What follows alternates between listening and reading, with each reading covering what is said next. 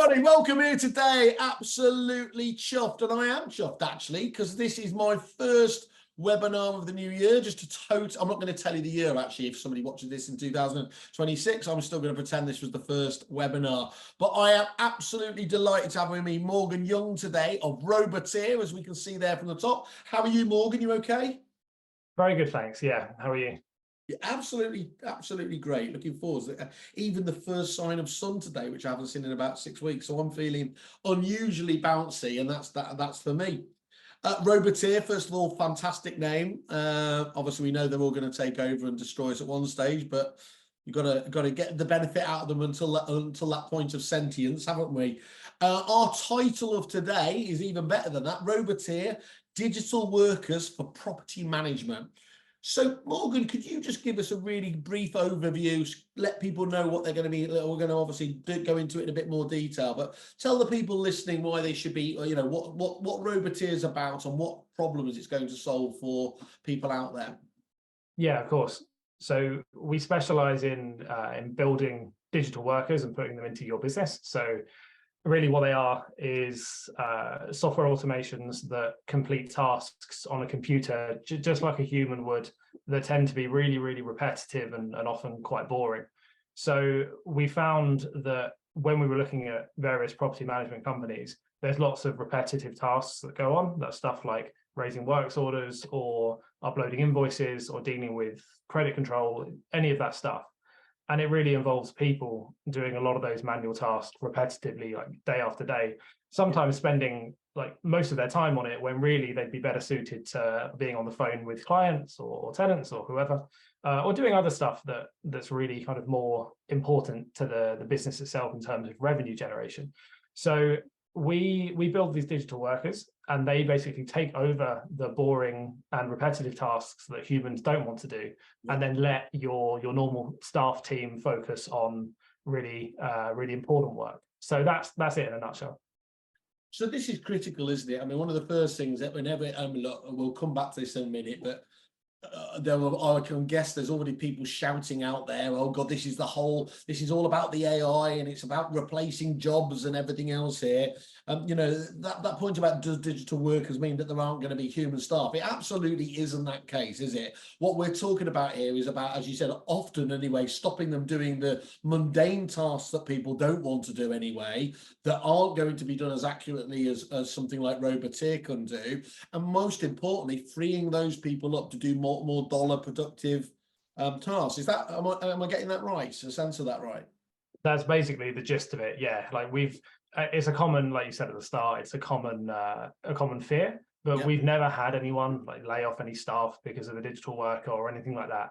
If you can picture it, the usual situation that someone finds themselves in when they start using one of our digital workers and working with us is that they have an agency, they're really, really busy as it is. So their staff are often complaining that they're overworked, etc. Like the work that they're doing is very boring and they don't have much kind of autonomy over what they do because they're just stuck on invoice uploading all day or debt collections all day or whatever. And really they want to be talking to people on the phone or going out and doing viewings or whatever it is. So for that, it kind of makes sense to use a digital worker at like 1/10 of the price of what a human would cost or something like that, to just handle the boring work and then let your staff do the exciting stuff. Really, that is the gist of it. So yeah, no robots coming for anyone's jobs. It's really just kind of using it on the side to make your day-to-day life a bit better and easier, really. Yeah, and a bit more fulfilling ultimately. And look, what we're talking about here is just doing what tech's meant to do, right? It's, you know, about doing more with less, isn't it? That's the absolutely critical point that we're getting back to. I'm going to throw a stat out here, one of the case study things. I always ask people to give us something that, you know, is going to catch people's attention, because I know I'll be honest, I know I've got a monotone voice and people tend to fall asleep if I don't catch their attention. So you came back and we were talking off screen before that one of your clients, a block management company that used to spend 20 hours a week of manual time, obviously as that process and that job entails, uploading invoices into their system, that's half of, you know, that's a full half of someone's full-time job. Now with one of your digital workers, they spend 0 hours a week doing it. The digital worker handles everything. I'm imagining a few people have woken up or and paid attention now. Anything to add on that? I mean, it says enough on the tin, as they say. Yeah, it's an interesting stat, isn't it? Basically, how that worked was there was a time where this block manager, they're quite a large company, they were getting invoices in from their contractors left, right, and center, and then having to put them onto their blocks manually.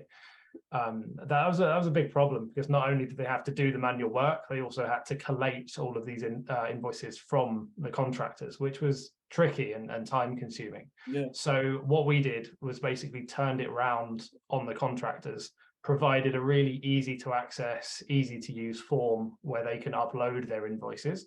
So then all of a sudden the uploading of the invoices to the supplying of the invoices to the block management company has now gone away in terms of time spent by their staff, because the contractors are doing it themselves.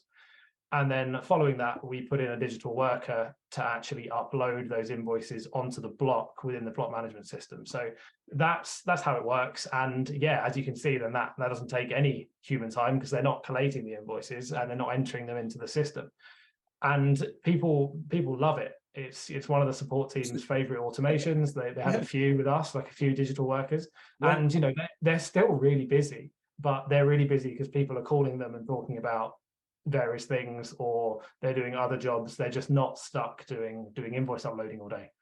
So yeah, it's been. Let's be really honest about this, Morgan. One of the things you're talking about here is so often, again, you can almost hear the eye roll of people out there. Here's another bit of tech, always meant to actually save your work and save your time and help you do more. And actually, it feels like it just adds into the list of things. You know, the tech stacks are very, very bloated. A lot of people feel here. And what you're seemingly telling us here is actually there is here is not out of the box, because we're going to come into that in a bit more detail. And everything you do is bespoke around. Obviously, a large part of what you do is bespoke around finding out the right touch points, the right jobs that are taking currently a lot of work within the businesses. But literally, that's the end result. Is it can save you that much time and energy. And so, look, it's very, very.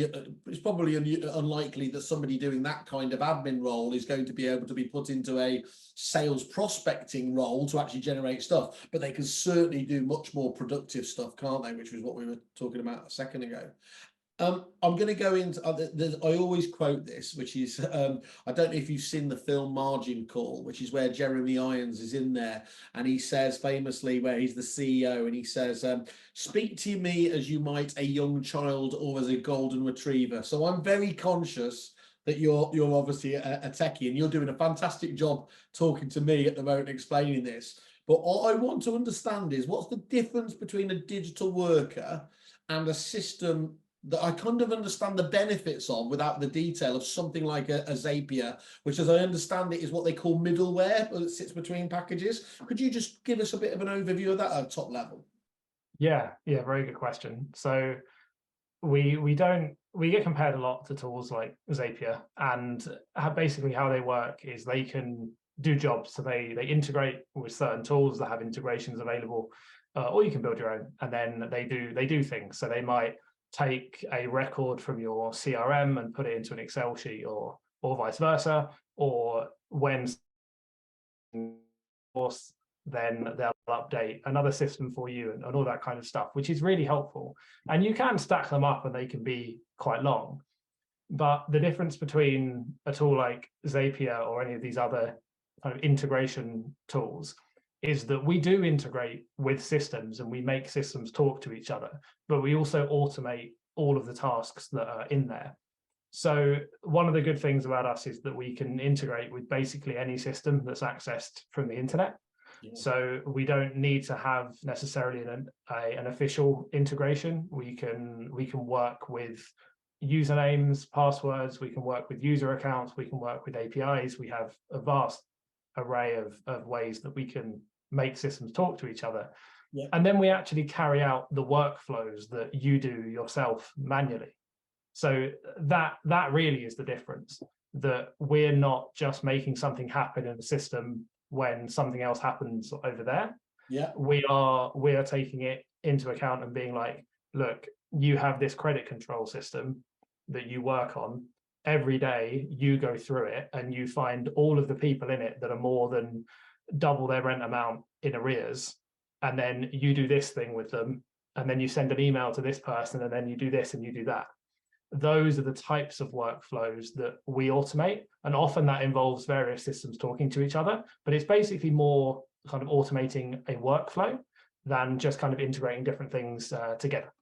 So provided there's some logic around it, you can build those kind of processes around it there, as you said before, if something is double the amount or stuff like that. And just so I understand, you mentioned there any kind of web-based systems. What about if people have got desktop systems, you know, because a lot of people will have legacy packages and things like that. Is that possible, or is that a no-no? It is possible. It very much depends, because legacy systems come with legacy problems. Yeah. And it really kind of depends how they're built, what systems they are, etc. But we usually work with online vendors, to be honest. We find it's more reliable, it's more accurate, it's faster, generally a better experience for everyone involved. But yeah, that's the gist of. Cool. I'll tell people, yeah, you've got to get into the 21st century, people. Come on, you know. Yeah. Help the fella out here. Yeah. Talk to me about where do you see your position? I mean, it's obviously in the prop tech market. I mean, it's such an exciting area to go on. But I've mentioned before that you do get to see a few people roll their eyes when they hear yet another prop tech solution. Where do you see yourselves fitting in? It's really interesting, because yeah, when we were looking at starting this, we were talking to various people in the industry. They were wanting us to build something like a new block management system, like a better one, all this kind of stuff. But we didn't want to make it a hassle, or build something that would be a hassle for providers, for agencies and properties or companies in the property market, yeah, to onboard and have to deal with the headache of onboarding that and then migrating your stuff over from a different platform and all the rest of it. So we thought, why don't we just put something in that's easy to work out, easy to run, no hassle for the people involved, there's no migration, it sits over the top of every system you have at the moment. And if you have a system or a process that involves multiple systems talking to each other, then you can make that work with one of our digital workers. You don't have to have some other brand new system that's got all the bells and whistles. It's great if you have that, and we do integrate with platforms as well. We have official integrations, but you don't need to have this brand new system. We can work with what you've got is the message, really. So there's no kind of adding to the tech stack. It's just, do you want a person doing the manual work, or do you want an automation doing it instead?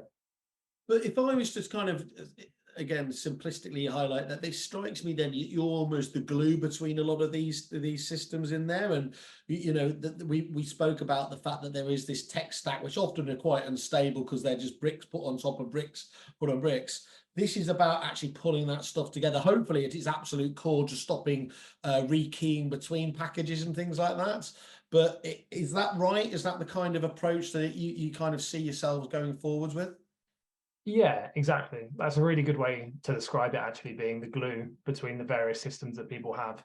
Because oftentimes our digital workers will span multiple systems. If you can imagine, you've got to enter something in one system, you've then got to take it into another system and then send someone an email, for example. Yeah. You can't get a tool off the shelf that will automate that for you. So it's stuff like that we specialize in.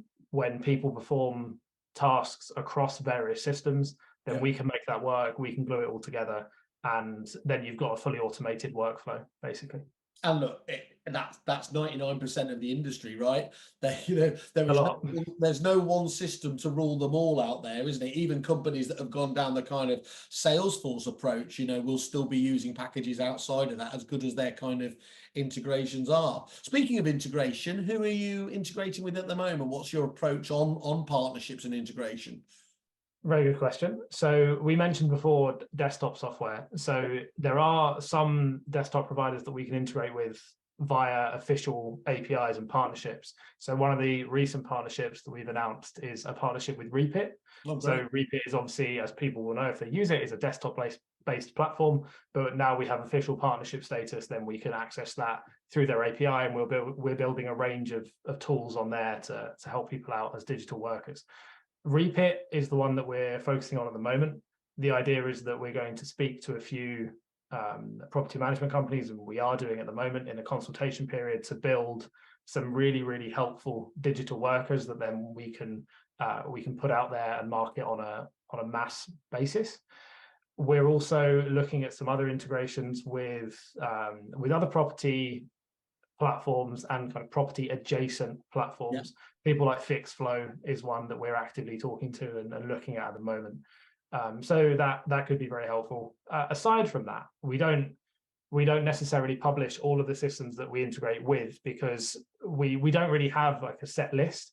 Yeah. And this is one of the things that makes us quite helpful, I think, is that if you come to us and you say, look, I have this system that I use, I log into it, I need to take this thing and then do this with it in this system and carry out my workflow, etc., then we can look to automate that system for you as and when we come to it. So we're not really restricted by partnerships. We can work with most online platforms once we've had a look and gotten familiar with it. Well, I've got a list as long as your arm, I think, of people I know, partners that on the supplier side who you could and should be talking to. So we'll catch up separately on there. Talk to us though how the agents, or indeed actually anyone coming to you, how do you get the ball started? I can, how do they get to that wonderful stage we just spoke about, that case study with 20 hours saved, half of an entire job? How does the process work? How does the process work? Good question. We like to think it's quite straightforward and has multiple benefits for the agent coming to us. So the first thing to note is that we automate processes and we deploy digital workers to work on processes. And for that, your process needs to have pretty good documentation. They usually don't. Yeah, I was going to say you'd love to think that was the case everywhere, wouldn't you? So yeah, they usually don't, which is fine. But the first step is working with the person that's come to us to work out what their process actually is. Yeah. As you alluded to earlier, a big part of our process work is logic. So it doesn't have to be complicated, but we have to understand why you're making decisions and why you're doing certain tasks in the process. The classic kind of if this, then that. Yeah, exactly. Yeah, if you imagine some kind of branching, like logical branching kind of pattern, we have to know why you're doing things. Because if we're telling an automation to do it, a digital worker, then we have to know what triggers what, essentially. Which also comes with the benefit of then you having a really nicely designed process diagram of your process that you didn't exactly know how it worked before, which is helpful. From there, after we've got the process down to a T, then we start to automate it and we start to look at building the digital worker for you. Once that's done, then we'll test it out. Everyone has 2 weeks free to use it in their real agency, make sure it works, make sure they're happy with everything. The vast majority of the time, it works fine. But what people come back to us and say is, oh yeah, this is great. We really like this, but we just thought about this as well. Yeah. And like, can we do this instead? Like I forgot to mention it in the first part when we were designing the process. You roll your eyes and say, yeah, of course. I wish you'd mentioned at the beginning, but I suppose one of the key things there is lots of people will get caught into a way of doing things just because that's always been the way manually, and ostensibly once you realize you can move away, just because you've always done it that way, it doesn't mean you have to do that going forwards. And there will be just genuine efficiency gains just on that basis, won't there? Exactly. So there are two parts really to the first bit about defining the process. The first bit is trying to lean out the process as much as possible. So if you're doing things that are inefficient or have like multiple systems involved where they don't need to be, or any of this stuff, then we look to always lean it out before we start to automate it. So there's that kind of business analysis partnership that we have with all the people that work with us too. And then once we've got that down, like I said, then they can suggest changes. We can make sure it's perfect for those 2 weeks of the trial. Yeah. And then they just move on to a monthly subscription after that. So there's no contract and they don't pay a penny until they're absolutely happy with it and they're sure they want to use it. Because we don't, we don't want people kind of paying for something and using it if it's not right for them. So we want to make sure it's perfect at the start and then just pay monthly. And you're one of those wonderful suppliers that really you can point towards. Some companies suffer with being able to show the ROI because it's intangible, but actually the whole crux of your existence is to be able to say, we've saved you X amount of time and energy, and you just run that against the payroll, and the sums are simple, aren't they? Yeah, pretty much. So the ROI tends to win itself back like pretty easily. Property management is, I think, a really good example of this, because we work with our one of the best block managers we work with in terms of the amount of time we've saved for them. One of the first processes we introduced as a digital worker was for logging charges against accounts. So that's things like lost keys, late direct debit payments, all that kind of stuff. It's actually the case study on our website. Basically, what happened there was they recouped something like 4 or 5 months of cost of running the digital worker when it ran for the first time, because obviously you're raising fees. Yeah, you're raising fees for people that lose their key fobs and late payments and this kind of stuff. So that's a revenue generating automation, and stuff like that. It's so clear to see the return. I do like your slightly overconfident smile, because what's brilliant is you're seeing obviously the feedback here from the case studies, aren't you? Which is just so easily justifying what you're about, and that's really, really great to understand it there. How do they know if they've got a big problem though, Morgan? You know, I think most people will instinctively know that there's parts of their business that can be automated there. Are there any kind of red flags though, in terms of for people that, you know, should desperately trying to speak to you? I think, if you're having people work on a system that you have, like a CRM or something different, and you've got someone who works on that platform like 40 hours a week, sits at their desk, never closes that window, and they're just working on it every single day, like you should probably come and talk to us about what they're doing. And it's especially if they're stressed, or if they're unhappy, or if you have other things that you think they could be doing instead, then it's a really good opportunity to come and have a chat with us if you feel like someone's in that position. We do have quite a good amount of consultancy that we do as well. So we try and work out which is the highest value process to automate first. The reason I say first is that the vast majority of our clients have more than one automation, but we do quite a lot of work up front to make sure they start with the most time intensive one, because we want to get that kind of out of the way first. Get that low hanging fruit. We'll get the biggest returns back from that. Yeah. And just, again, excuse me because of my lack of understanding with this, but do you just get one, essentially one Roboteer, one digital worker doing one specific job, or can they, you know, does one digital worker do many things? How does that aspect hang together?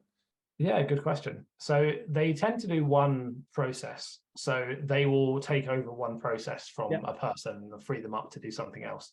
So that process may be invoice uploading, it may be raising works orders, you know, anything that is very repetitive. And it would be kind of a one-to-one basis, really. So you have one process that you do, then you have one digital worker for that. So that tends to be how it works. But you can have as many as you want, and like I said, the vast majority of our clients have more than one. And do you get an economies of scale if you get multiple workers, or how does that work on the commercial side? You can do, it depends on how intensive they are and what the process is, to be honest. So we do price things on a sliding scale. The vast majority of our digital workers fall within the range of £250 to £500 a month. So on a kind of a non-contractual basis. And if you compare that to what you pay to onboard a new employee to do the job, obviously it's a lot less than that. But how that works. I was going to say how critical it was for me to ask that, because it's not as if just because you hire 10 workers you start getting the other ones cheaper, do you? That's not how it works in the real world. No, very true. But we like to present good value, and the start of that is making sure that we're doing processes that are actually worth automating. So that's a big piece. But if you do want something else, just because the first one was £500 because it was quite complicated, it doesn't mean the next one won't be £250 a month because it's less complicated and shorter. So we always have to bear in mind, because it's bespoke, it really depends on what the digital worker is doing. Yeah. But basically, as long as you're having someone work on a process for more than around probably 5 hours a week, it'll probably be beneficial, and the cost will recoup itself pretty quick. That's really, really interesting. Can I throw a kind of, we didn't practice this off stage, but can I just throw a what if scenario at you? And you tell me whether that's the kind of thing that can be possible or whether it's outside of the remit. So one of the things that I keep highlighting, that, you know, everyone keeps talking about things like AI and, you know, how they all know the kind of what they can get out of it and everything else. One of the biggest problems is it's only as good as the information and the data source that you're pulling information from a lot of the time. And I've got to say, across all CRMs, the quality of data often at its base source is quite poor. So missing postcodes, missing the full address, missing, you know, the title on things. If you were to throw a data source like that from one of the CRMs, could it go through and clear up like the postcodes and things like that? Or is that, I mean, is that a classic case study that you could throw at it? Or is that outside of it? Does that need human eyes to have a look over? It's a good question. I think there are some things that a digital worker could do for something like that. It's probably more of a one-off job, but if you look at it as kind of a case study of, is it possible and is it good for automation? I think the answer is yes. Like you can look at postcodes, you can look at address formats, you can detect how many lines the address is split over, you can see if the postcode is missing or if it's spaced properly, etc. So there's a lot of good things that we can do with data quality. To provide you an example, so one of the we do have a few off-the-shelf automations for context. One of them is we call it a postal service. So it essentially, for any units that require manual post, it can go into your system, find the letters that have been raised, download them, and then send them off electronically, and they'll get posted out to them physically. So we have an automation that does that for a digital worker. And one of the main problems when you do that is you're working with information in a CRM where people haven't got the postcodes properly, they haven't formatted the address correctly, you know, and then it's partly a kind of informative process to go through with them, where you say this is why it's important that it's like that, because then we can do this thing with it, but also we can then help to fix those problems moving forward. And that's something that we did with the people that used that automation. Kind of went through and did an initial grab of all of the units that were incorrectly formatted, and then, you know, we can do various things from there. So yeah, the possibilities are almost endless. Well, that's what I'm getting from it. So I think that's amazing. And so, given what you're telling us there and the size and scale, how much time and money do you think this can save agents? Are you able to approximate dealing with a business what you feel you can do? It's it must be quite how long is a piece of string, I suppose. But what can you work on that basis? Yeah, it is tricky. It really depends how many hours a week someone's spending on a process, and then obviously how many processes that a company automates with us via digital workers. So obviously, if you have 5 digital workers, you'll spend a lot more money than if you had 1. And it's not always linear, because some can do a lot more than others in terms of the length and complexity of the process. But essentially, if you're having someone work on a process more than probably 4-5 hours a week, so looking at kind of 20 hours a month, it's probably worth automating. In terms of an exact ROI, it would be tricky to say, but when you take into account the amount of time, the amount of money you're paying someone for 5 hours a week of work, when you get up to around that's usually when, at our minimum of £250 a month, then it presents a good value. And those classic, I think you get it the other angle, that there are job roles that are obviously by definition more monotonous, more, you know, doing the same thing. So you mentioned before property management, I'm guessing administration. These ones are the ones you would deviate to straight away, wouldn't you? I would imagine, to trying to get that. Yeah, exactly. And when we look at these processes, it's coming back to your earlier point about kind of robots taking people's jobs. The biggest champions for getting us in and getting us involved in automating something isn't necessarily the bosses of the companies. It's the people who are doing the work. Yeah.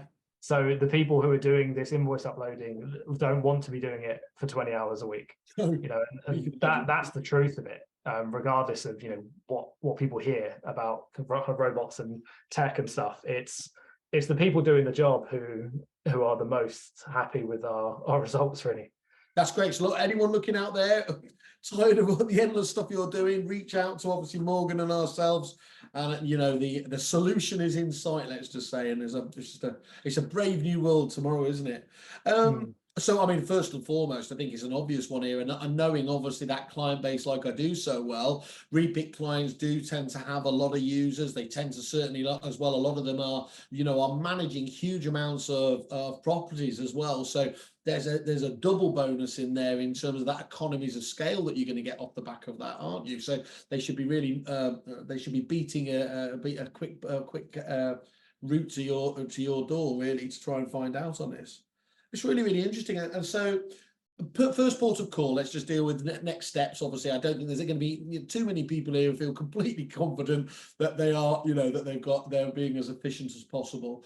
First point of call is to obviously have a look at your website and then to reach out to yourselves. Of course, people, don't forget, go to Roboteer as a landing page on kerfuffle.com. Go in there. I think we've already seen, you've already got your first 5-star review, which is fantastic. I think we're going to be seeing a lot more of those if I'm not mistaken on there as well. And how does that first conversation look then, Morgan? Is it literally just talking through some of these case studies and then saying, actually, I've got an idea that might work for us as well?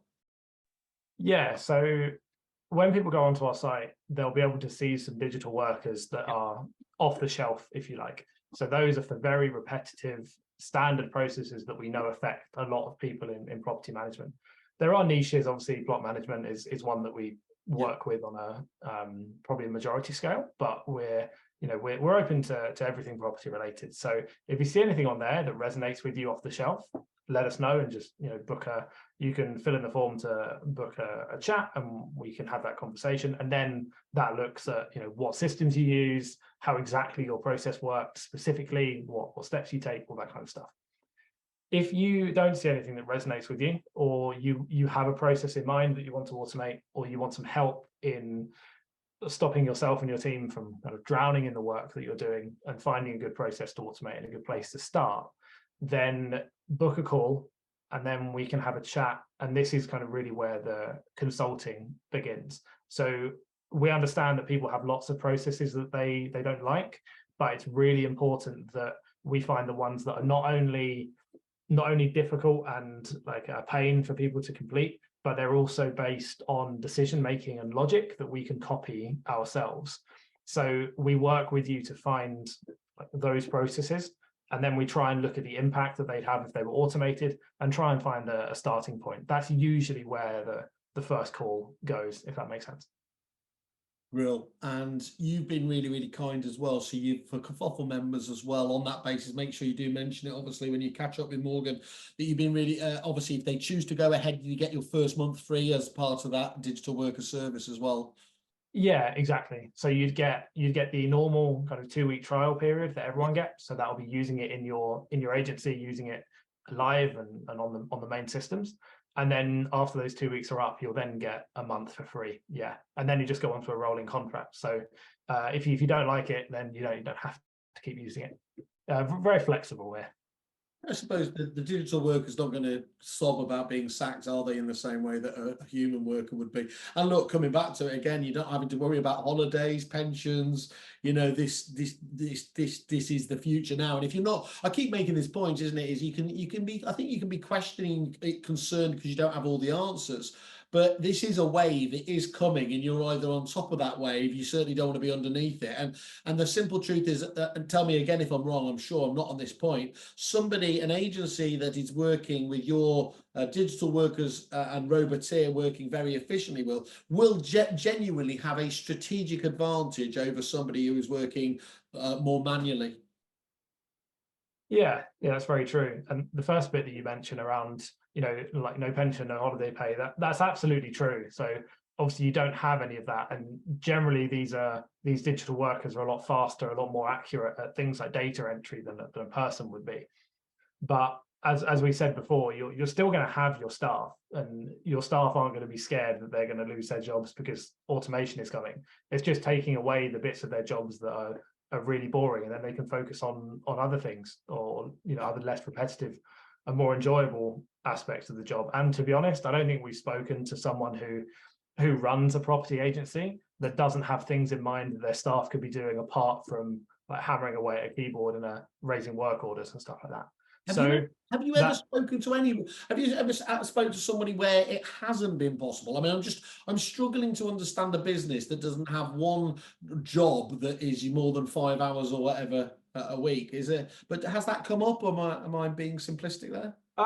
no, we have spoken to people who haven't gone ahead and haven't decided to work with us.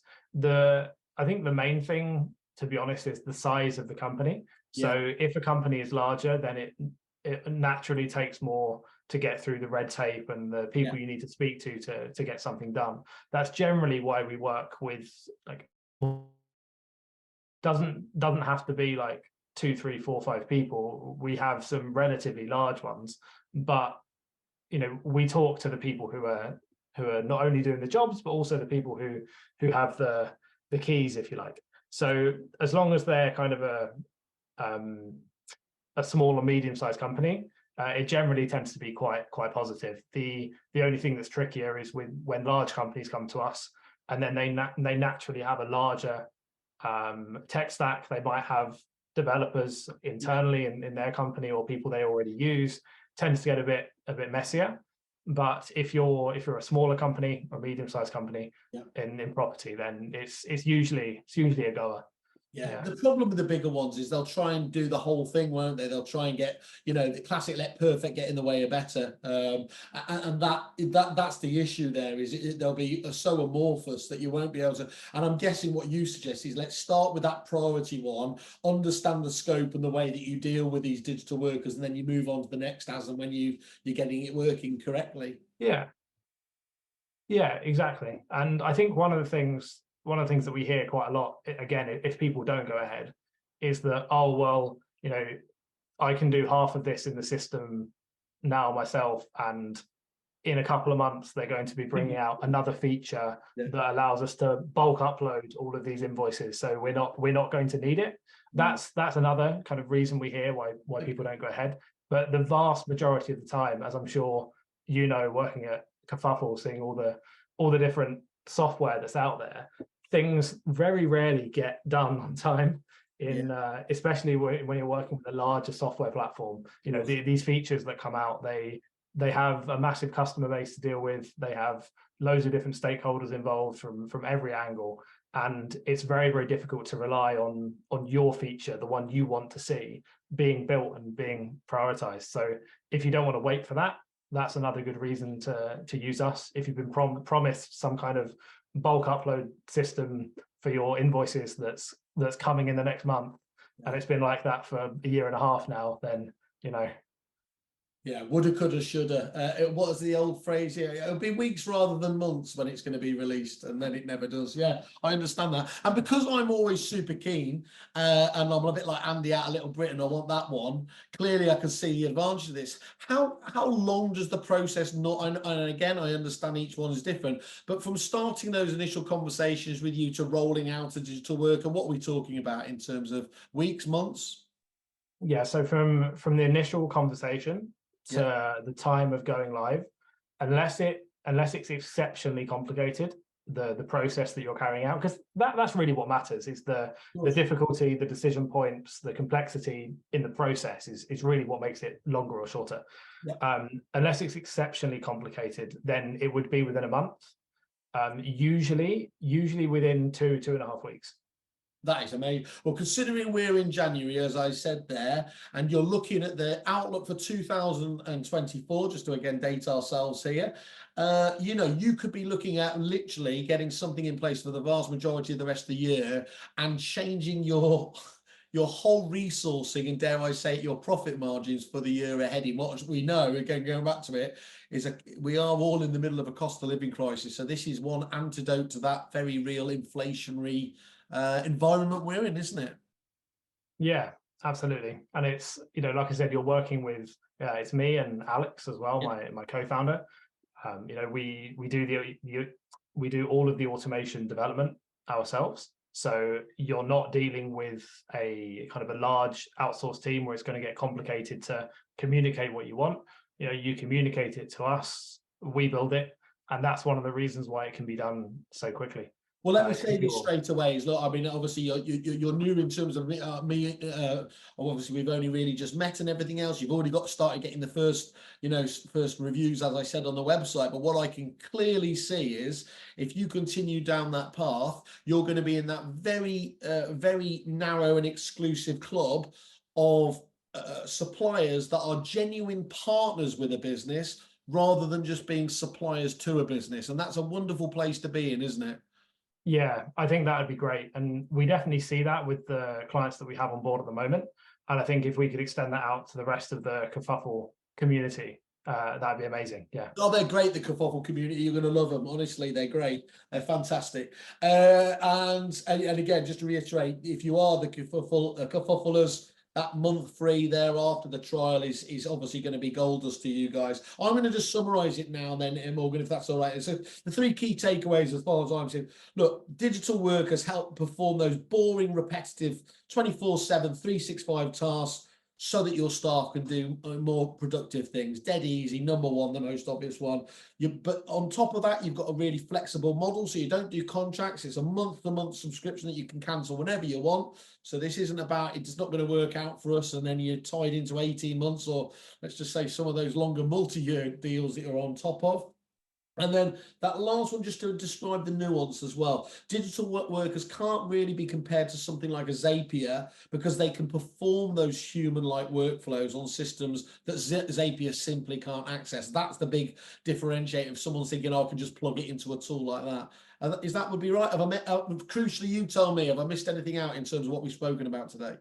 No, I don't think so. I think that's absolutely correct. Well, that's a first for me then. I have full service that as well. Automation shop.